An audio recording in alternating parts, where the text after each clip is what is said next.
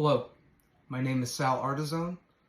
The date of this recording is 4 October 2025, and this is my interpersonal strategic communication plan for HSC 508.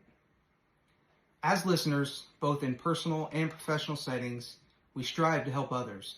But if we are unaware of our own interpersonal communication, can we truly help them? Could we potentially prolong their healing process if we cannot gain their trust? To answer these questions, we must understand our own interpersonal communication gaps and strive to improve them.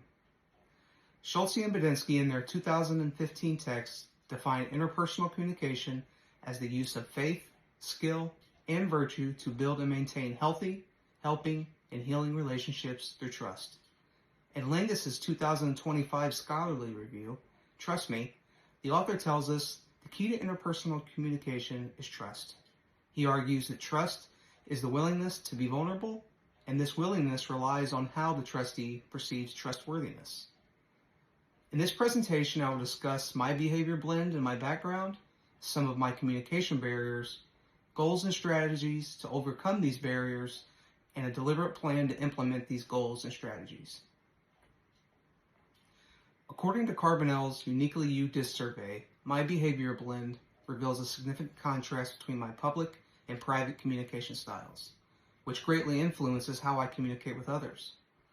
Graph 1, titled This is Expected of Me, shows I am a primarily driving component type, or DC. This leads to my communication being task-oriented, direct, and focused on control and competence. A positive aspect of this blend is it often makes my public communication clear, decisive, and focused on excellence and results. The negative influence, however, there can be a perceived lack of friendliness and warmth, as I may seem to be distant, unresponsive, and task-consumed, which can strain professional relationships because others may interpret this surface-level connection to lack value for the individual.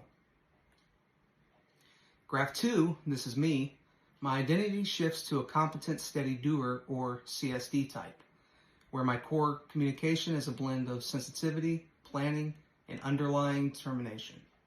Positively, this allows me to relate well with others and small groups, demonstrating genuine care, a sensitive, conscientious side, especially under pressure.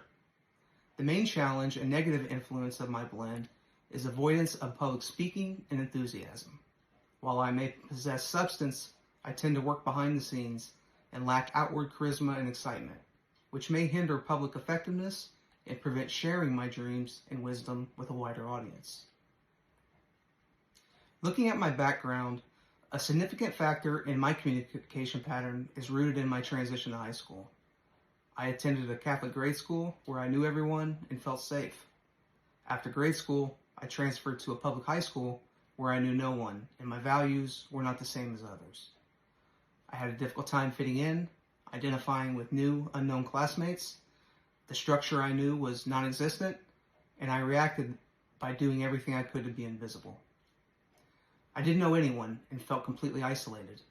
By the end of the year, and throughout my life since, my communication skills have improved, but still to this day, I prefer to be not recognized or singled out, even in a positive light. Although this experience was difficult, it made me resilient, self-reliant, and driven to succeed. My communication directly reflects these two contrasting extremes, one side not wanting to be seen or heard, and on the other, I'm driven and goal-oriented, which often casts me in front of others. Now that I have discussed my barriers, I'll provide my goals and strategies to counter these. France and Weichel discuss questions to ask when developing a goal, such as how would you like things to be different? And what will you need to change in order to meet that goal? These are questions I ask myself when developing my goals. The first goal I have is to avoid a fixing focus and actively listening to the talker. To listen when they share and allow validation of being heard, not jumping to a solution. Strategies to reach this goal include soliciting direct and honest feedback, asking open, non-defensive questions, and acknowledging their feedback. Also, not providing a solution or fix, but focusing on their feelings and allowing them the space to solve an issue. The second goal I have is to eliminate ritualistic listening through improving my presence. When an individual senses the listener is distracted, they conclude that their concern or idea is unimportant. This instantly suppresses the initiative, lowers morale, and teaches them that their input is not valued. Being truly present communicates respect more powerfully than words and facilitates trust.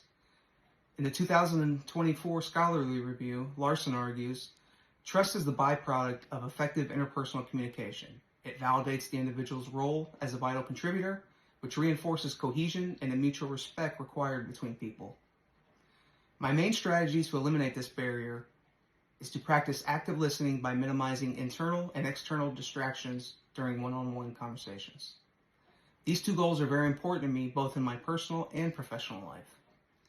In my personal life, achieving these goals allows me to build more meaningful and deeper bonds with those I care about. Professionally, these goals allow me to be a better leader and mentor others.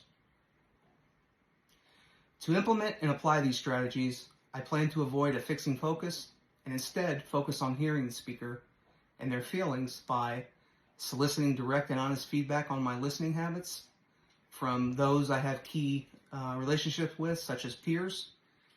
Using those key relationships to provide feedback allows me to see myself and my behavior as it is.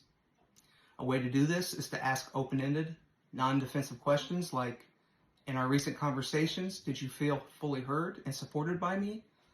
Or was there a time recently when you felt I jumped too quickly to a solution?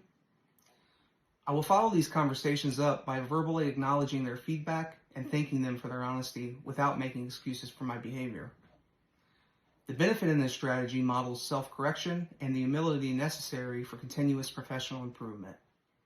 This creates a safety net, encourages myself and others to seek feedback and improve.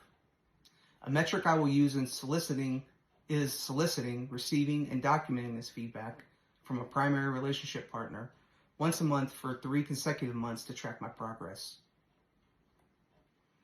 To implement and apply the strategies to avoid ritual listening, when talking to others, I will remove external distractions, such as turning off my phone or putting it face down and out of reach before the conversation begins. Using a mental anchor, for instance, if I catch my mind drifting, mentally repeat the speaker's last 2 sentences to bring focus back to the present moment. Avoiding planning by consciously stopping myself from formulating a response while the other person is still speaking. And adopting a nonverbal, conscious, physical posture that projects warmth, such as intentionally leaning in, keeping my hands open, and use affirmative nodding. This reinforces consistency through verbal and nonverbal communication. A metric to evaluate this goal is to maintain continuous eye contact and accurately recall the central theme and 3 specific details from this conversation. In conclusion, throughout this presentation, I have identified my behavior blend and my background, and how they describe influences in my communication as it relates to others. I have described my communication barriers of fixing and ritual listening, and the strategies I will use to overcome these barriers. I have discussed my goals and strategies and why they are important. Lastly, I discussed a deliberate plan to implement these goals and strategies to make this plan a reality. I've also addressed criteria to hold myself accountable. In closing, I have learned a great deal about myself and my interpersonal communication shortfalls throughout this course. With this information, I plan to overcome these shortfalls and improve my ability to help others. Thank you.